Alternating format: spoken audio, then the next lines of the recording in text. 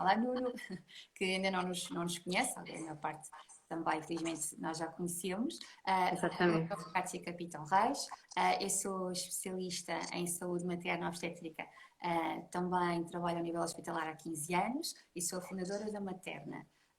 E hoje temos connosco a doutora Marta Chambel, que é especialista, portanto é imunoalergologista, na sua valência é autora da página SOS Alergias, trabalha no Clube de Descobertas, no Clube Sintra e também na Clínica Hands-On, SEC nos Açores, também. Onde estou agora, Onde precisamente. está também. Exatamente. Sim, vestuário dos Açores também. Exato. E vai dar aqui o seu grande contributo da importância de desmistificação e da sensibilização também para a importância fundamental no acompanhamento das nossas grávidas com doenças alérgicas também, portanto, que é muito importante de sensibilizar. Antes de passarmos propriamente para as questões que as nossas grávidas trouxeram para a doutora Marta, acho que é importante refletir que ao longo destes anos foi possível demonstrar que a acessibilidade aos cuidados especializados na gravidez, no parto, no pós-parto, o próprio planeamento da gravidez contribuíram drasticamente para a diminuição da morbilidade e da mortalidade materna, fetal e infantil. E, portanto, este avanço na qualidade da vigilância pré-natal, neonatal das nossas grávidas e dos nossos bebés é fundamental. E em Portugal, especificamente, a introdução do Programa Nacional de Vigilância da Gravidez inserida, portanto enquadrada nesta rede de referenciação também materno-infantil e na articulação do trabalho que é realizado ao nível dos cuidados primários e secundários, nomeadamente também ao nível hospitalar, foram marcos decisivos nestes ganhos em saúde. E todos estes fatores, aliados às medidas, a implementação das medidas de saúde pública da população em geral, como por exemplo a vacinação, a educação para a saúde em termos de literacia, também a melhoria nos cuidados alimentares de toda a população e em particular nas grávidas, foram também como o alargamento o enquadramento legal da preparação, da proteção da parentalidade, foram fatores também fundamentais para estes ganhos e colocando assim Portugal um dos países com melhores indicadores de saúde materno-infantis. E acho que conseguimos alcançar com sucesso, mas é fundamental, e é inequívoca a evolução positiva, mas é fundamental mantê-la continuamente por um esforço da equipa multidisciplinar e que, neste caso, especificamente, o papel do imunoalergologista é fundamental, porque não sendo as nossas grávidas exceção à probabilidade de também se manifestar esta patologia alérgica, portanto, cabe a estes especialistas, neste caso à doutora Marta, portanto, ter o papel fundamental no seu diagnóstico, na sensibilização para detectar os fatores desencadeantes, no aconselhamento da evicção também destes fatores, na importância do acompanhamento e do tratamento, portanto, ao longo da gravidez, neste caso específico, para que possamos então realmente evitar efeitos negativos do que algo mal controlado, e a doutora Marta falará agora também já de seguida, poderá ter a nível de efeitos negativos na mãe e no bebê, portanto, na sua saúde. E, portanto, vou passar agora a palavra à Marta também.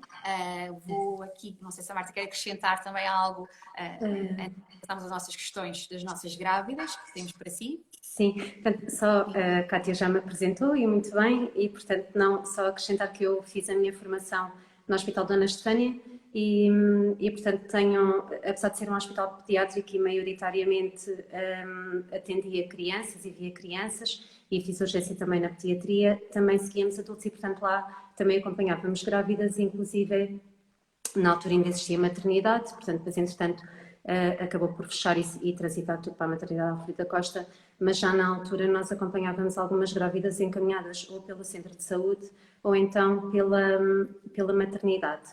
E de facto eu acho que tem havido uma grande evolução nos cuidados às grávidas, da consciencialização da importância que é o acompanhamento da grávida e depois no pré-parto, no pós-parto imediato, mas de facto, como alergologista, eu acho que ainda há muito trabalho a fazer, quer junto da população, quer junto mesmo dos profissionais de saúde. É uma coisa que nós temos tentado combater e foi, a minha página não tem muito tempo, é um projeto muito recente, mas que tem dado um gozo particular e foi das primeiras publicações que foram colocadas foi sobre as grávidas, porque de facto o primeiro instinto numa grávida, mesmo que está a ser acompanhada em consulta de especialidade, a primeira coisa que faz quando engravida é parar a medicação. E isso é um grande erro que não é bom nem para a mãe nem para o bebê. E isso é das coisas que, como alergologista, tenho tentado mais desmistificar, mesmo em quem já engravidou e recorre à consulta porque, entretanto, a doença alérgica descompensou, ou então porque está a pensar em engravidar e vem à consulta porque quer parar a medicação. E, portanto, existem muitos mitos, não só por parte da população em geral, mas também por parte de profissionais de saúde, que também me preocupa bastante e, no fundo, com esta página também tenta alcançar uma população muito variada para tentar fazer alguma diferença. Sim, que faz e que é muito importante. É muito importante. Ainda bem, ainda bem. Sim, Marta. Então, passando às nossas questões, que espero também quem estiver agora também a juntar a nós e a acompanhar-nos que possa também elucidar algumas dúvidas que possam ter, sensibilizar e estejam perfeitamente à vontade. Olá. Olá, Renata. Estejam à vontade também para colocar, interagirem, colocar questões que possam ter. Portanto, então, iniciando as nossas questões, Marta, a mulher com doença alérgica deverá realizar ou não uma consulta aqui de imunoalergologia pré-concepcional? Eu, como alergologista que sou, acho que sim. mas tenho uma justificação. Tenho um motivo para dizer que sim, não é que sim só porque sim. De facto, a prevalência da doença alérgica na população em geral é muito grande. Da asma e da rinite. Obrigada, Renata.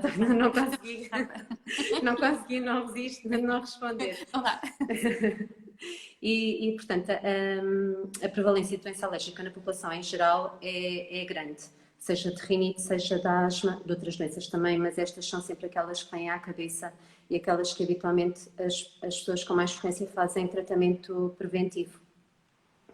E, portanto, a probabilidade de uma mulher que quer engravidar ter uma doença alérgica, nomeadamente a rinite, em que a prevalência é altíssima na população portuguesa, a probabilidade dessa mulher que quer engravidar ter rinite ou ter asma é grande.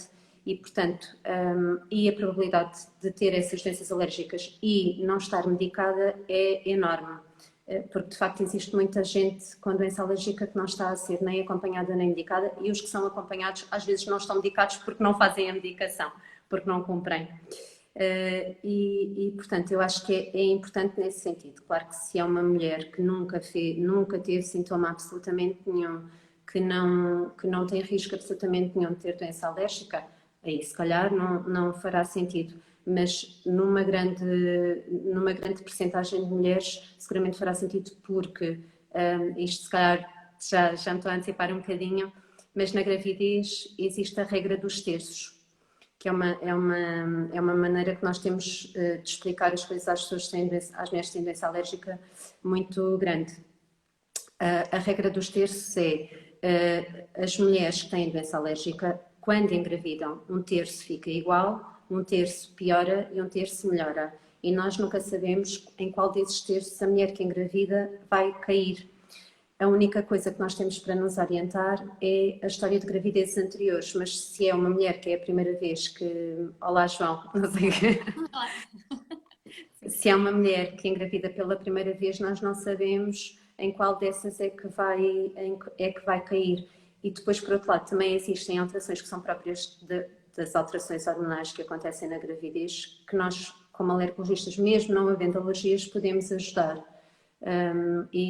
Portanto, isto são tudo fatores que justificam recorrerem a uma consulta de alergologia e serem orientados. Se não precisarem nada, melhor, voltam cá depois quando o bebê nascer ou não voltam mais, mas eu acho que é um período muito particular da vida da mulher, da vida do casal, em que um acompanhamento correto pode fazer toda a diferença. Portanto, aqui a Marta também já respondeu realmente qual é a expectativa de uma grávida que tenha doença alérgica em termos de evolução da sua própria doença, portanto, a regra dos 3 terços, portanto. Portanto, qual será então a importância deste controlo ao nível do tratamento de manutenção da própria doença alérgica na gravidez, não é? Portanto, o que é que estamos a prevenir? Quais é que são os riscos efetivos para a mãe e para o bebê que vamos estar a prevenir? Portanto, começando pelo mais óbvio, é a qualidade de vida. No início da gravidez, pelas alterações hormonais, e a Cátia isso provavelmente até saberá melhor do que eu, porque é o seu dia-a-dia, as hormonas fazem com que a mulher fique com alguma dificuldade em respirar, porque respira mais depressa, o nariz fica entupido porque as hormonas da gravidez fazem com que haja congestão das mucosas. Depois, à medida que a gravidez vai evoluindo, o crescimento da barriga faz com que o diafragma, o músculo que separa o tórax da cavidade abdominal, suba e, portanto, a mulher não consegue respirar tão bem. E, portanto, tudo isto trabalhando todos estes fatores, com medicação ou não, que é a rinite gravídica que a Renata está a pedir para falarmos, é precisamente isto, que é pessoas que nunca tiveram nada, que engravidam e por causa das alterações hormonais andam sempre com o nariz entupido. E é uma coisa que tem bastante impacto na qualidade de vida da mulher. Eu acho que é um bocadinho senso comum, uma grávida que não está confortável, o bebê seguramente sente. E não vai ser uma gravidez tão tranquila, nem tão serena, nem tão agradável, quer para a mãe, quer para o bebê. Portanto, isto, a qualidade de vida, eu acho que é o que vem logo à cabeça e acho que é o que temos que nos preocupar. Depois, em relação também às grávidas asmáticas, uma asmática que não, muitas vezes os asmáticos, sejam as mulheres grávidas ou não grávidas, sobretudo quem é asmática há muito tempo, está muito habituado a viver com os sintomas da asma e de rinite, mas agora focando só mais na asma e, portanto, não nota os sintomas, vai-se adaptando. Na grávida asmática que não está controlada e que acha que a falta de ar pode ser só porque tem a barriga maior, porque não consegue respirar tão bem, porque não descansa tão bem, há N consequências para a mãe, mas também para o bebê. Portanto, muitas vezes o parar a medicação propositada intencionalmente para não fazer mal ao bebê está de facto a fazer muito mal, porque o bebê não cresce bem, porque o risco de atraso de crescimento intrauterino é muito grande com todas as consequências que isso acarreta, porque o risco de parto prematuro, com as consequências que a prematuridade pode acarretar, quer para a mãe, quer para o bebê, são imensas, e porque é uma criança que pode, pela prematuridade, depois ter consequências respiratórias. E, portanto, acho que isto são motivos mais que suficientes para utilizar. Sim. Bem, também já temos aqui, a doutora Renata já colocou uma questão também que era comum a também uma das nossas grávidas, também sendo que não tendo uma doença alérgica prévia à gravidez, se poderá surgir, neste caso, um quadro de rinite, neste caso gravídica, portanto, durante a gravidez. Sim, por causa da congestão das mucosas, portanto, a parte hormonal faz com que isso aconteça. E o facto de não haver história de alergia nem de rinite para trás não quer dizer que não sejam mulheres que precisem de tratamento. Existem vários medicamentos que de facto estão de todo contraindicados na gravidez, mas depois existe uma grande lista de medicamentos que podem ser feitos na gravidez, mesmo que na bula isso não venha explícito. E isto, eu faço sempre questão de explicar isto às grávidas, porque acho que se me disserem só para fazer ou não fazer uma coisa, para mim não funciona, portanto eu também funciono assim com as outras pessoas, tento sempre explicar porque acho que faz sentido. O que acontece nas bulas dos medicamentos, há várias classes de fármacos para estarem aprovados ou não estarem aprovados em determinadas situações, e na gravidez não há nenhum medicamento que seja classe A, que no fundo é o que tira todas as dúvidas que o medicamento pode ser feito com plena segurança. A questão das grávidas é sempre classe B, porque não se fazem estudos em grávidas, porque não é ético. Mas isto não quer dizer que os fármacos de classe B não possam ser feitos com segurança e, quer dizer, há a experiência toda para trás de anos e anos de grávidas que agora já são avós e que nunca houve complicação nenhuma por fazerem os medicamentos que estamos a falar, neste caso, porque eu sou alergista, portanto estou a falar desses medicamentos, podem fazer na gravidez.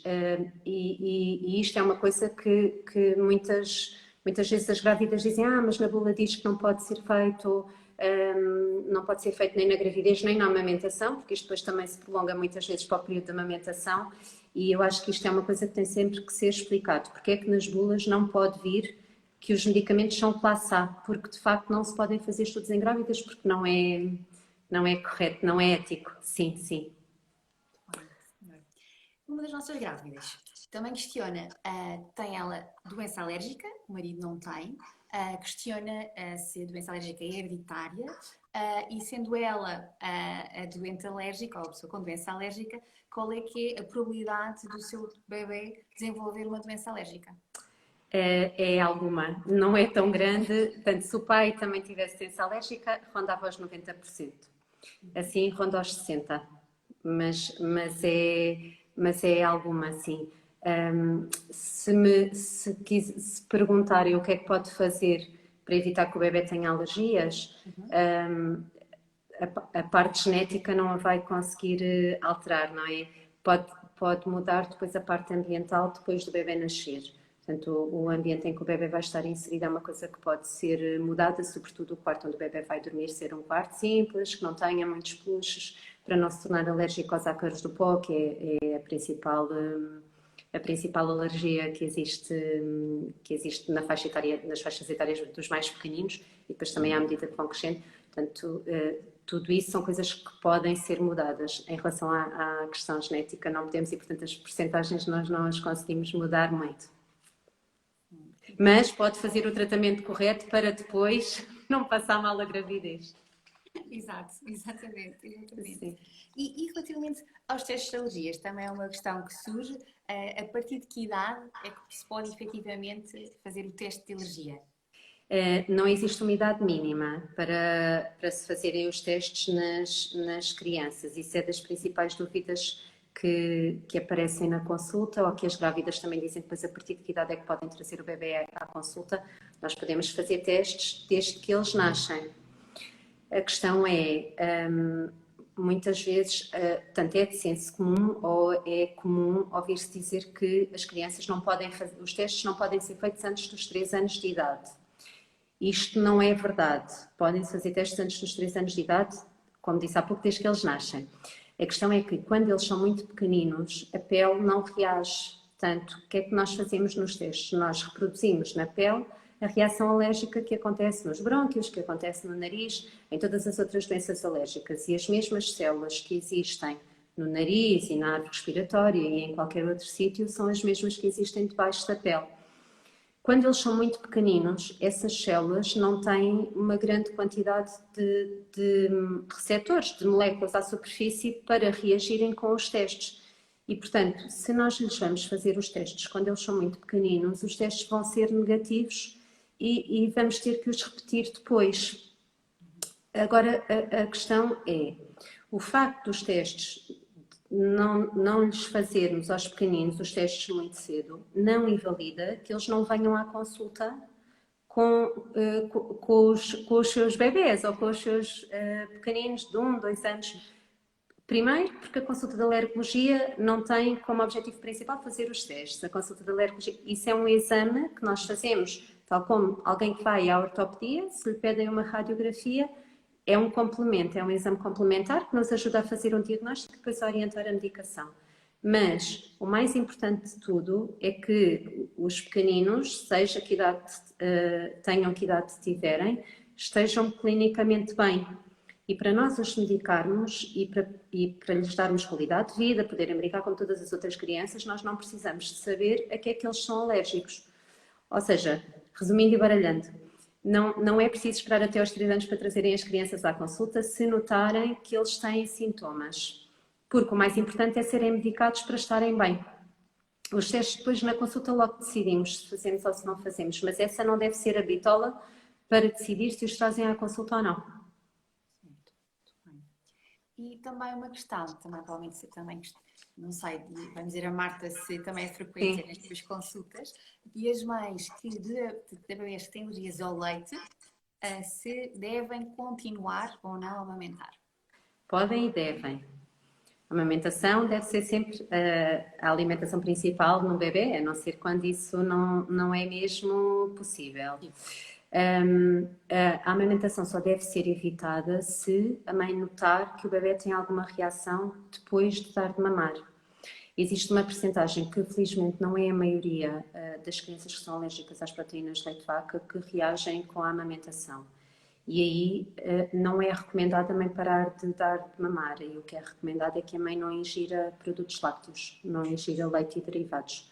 Sim, mas parar o leite materno está mais que provado que tem N benefícios, e aí a Cátia saberá melhor que eu seguramente, para o bebê e para a mãe também, não é? A amamentação é benéfica também para a mãe e na ligação do bebê à mãe. Portanto, parar de amamentar, a não ser que seja recomendado pelo alergologista. Agora, porque é diagnosticada alergia ao leite no bebê, ter imediatamente como medida parar de dar de mamar, isso nunca. Certíssimo, certíssimo. E a Marta tem, na sua experiência e na sua história também, algum episódio que pudesse e quisesse, obviamente, partilhar connosco no âmbito da sua atividade? Queira partilhar? O episódio mais engraçado, já tive vários, e eu gosto particularmente de trabalhar com idades pediátricas. Aliás, fui para a alergologia na Espanha precisamente por isso. Assim, o episódio mais engraçado que eu tive, ou mais caricato, foi quando eu fazia urgências na Estefânia. Foi a última urgência que eu fiz, antes de sair de lá, 9h pouco da manhã, tinha acabado de entrar de urgência e inscreve-se um pai, inscrevem um bebê de 9 meses e o pai entrou, vinha assim um bocadinho apreensivo, não queria contar o que é que se estava a passar.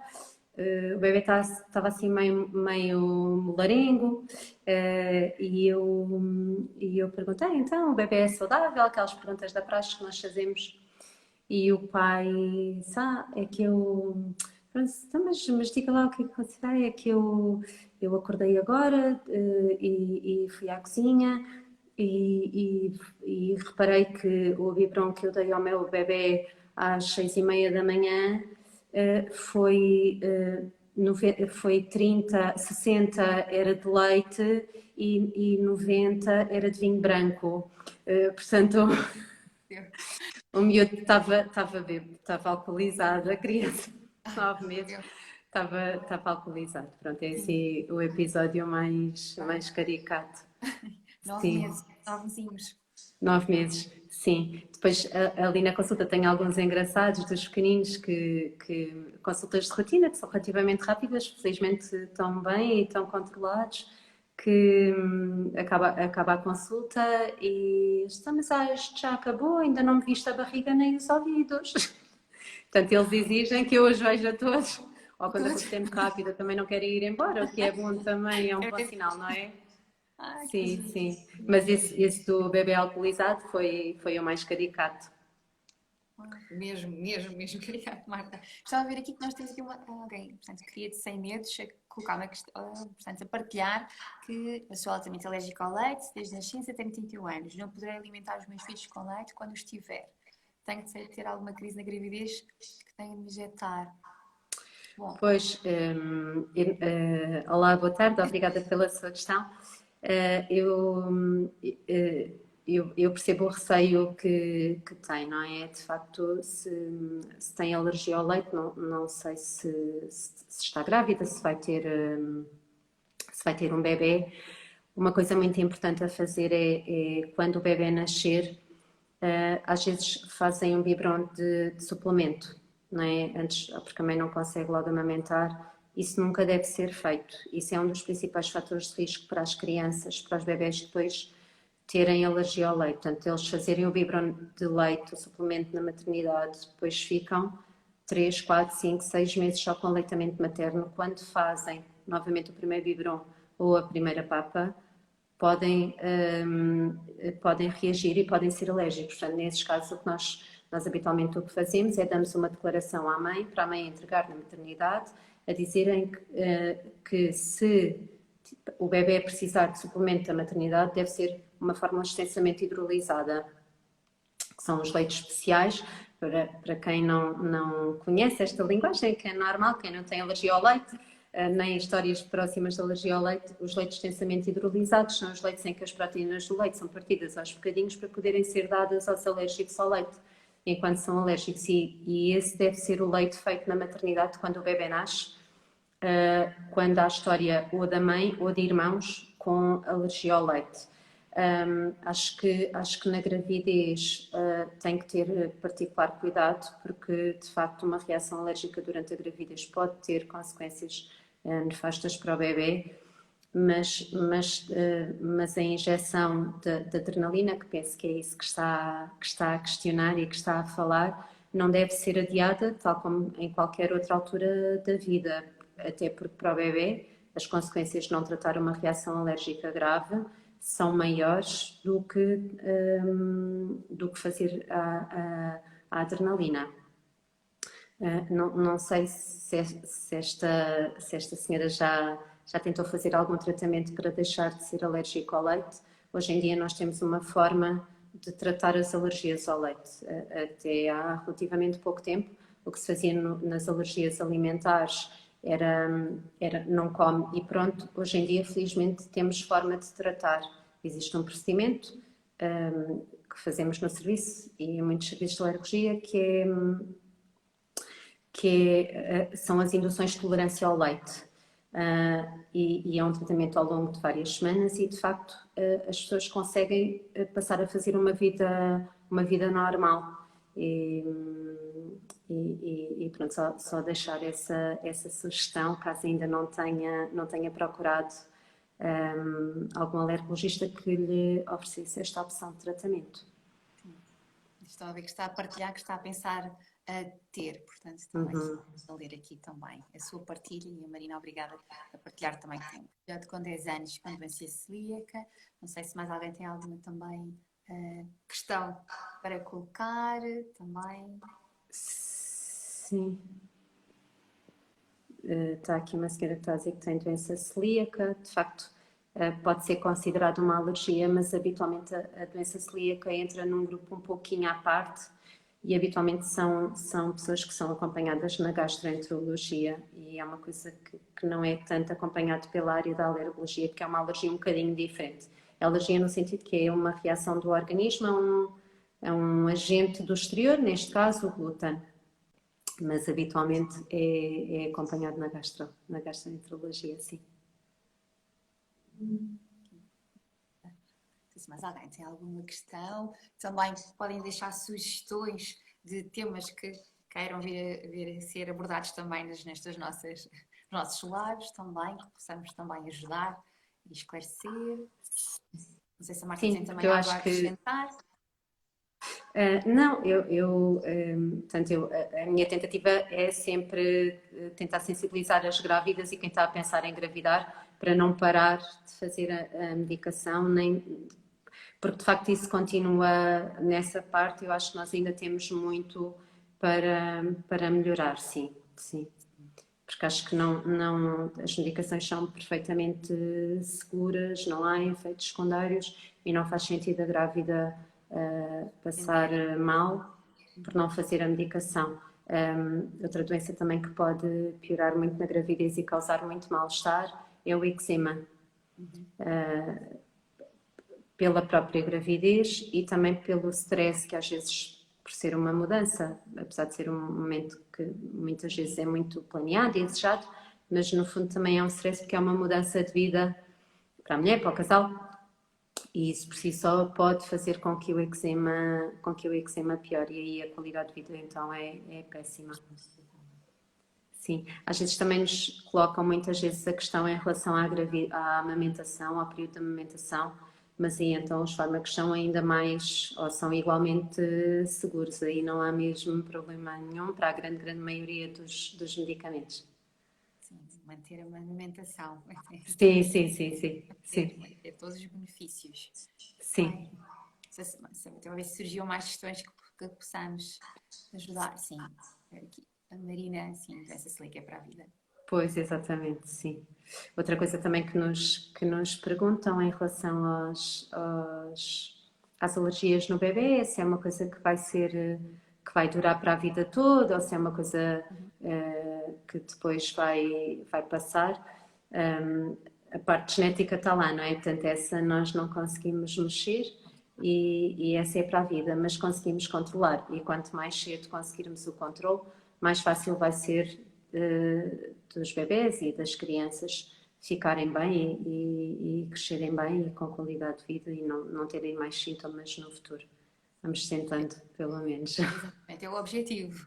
O objetivo Exato, mesmo. exato, exatamente, sim, Também. sim. Penso que se entretanto não surgiu aqui mais nenhuma Mais questão. nenhuma questão, sim, Sim, sim. sim, gostei muito deste nosso momento aqui de partilha, que acho que é muito importante para sensibilizar e desmistificar, principalmente a sessão abrupta da terapêutica e que realmente é É. fundamental ver este acompanhamento pela especialidade em imunologia, portanto, no enquadramento de toda a equipa multidisciplinar e que a grávida seja devidamente acompanhada para garantir a saúde materna e fetal e, portanto, logo desde a pré-conceição deveria idealmente haver esta vigilância e esta monitorização e este acompanhamento para garantir a qualidade de vida e, obviamente, garantir a saúde materno-fetal. Sim. Obrigada, Marta, foi aqui Obrigada. Eu só deixar um desafio a quem nos está a ver, se enviarem ou para mim ou para a Cátia questões que gostassem de ver respondidas. Às vezes acho que as pessoas inibem-se um bocadinho de colocar questões assim em público, mas enviarem mensagens porque a ideia das nossas páginas é precisamente ajudar, usar as redes sociais para ajudar a esclarecer quem precisa de esclarecimento, não é? Hoje, ir ao Dr. Google não é de todo a melhor opção portanto, eu acho que isso era um bom desafio para quem o quisesse fazer, enviar perguntas para mim, ou para a Cátia, ou para ambas. É indiferente. Descobrimos por acaso que trabalhamos no mesmo hospital.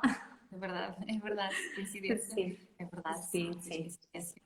E sim, não se esqueçam, é entrar, doutora Marta, é Sim, SOS sim, sim. Alergias, não é? Para além da realidade Sim, hospitalar.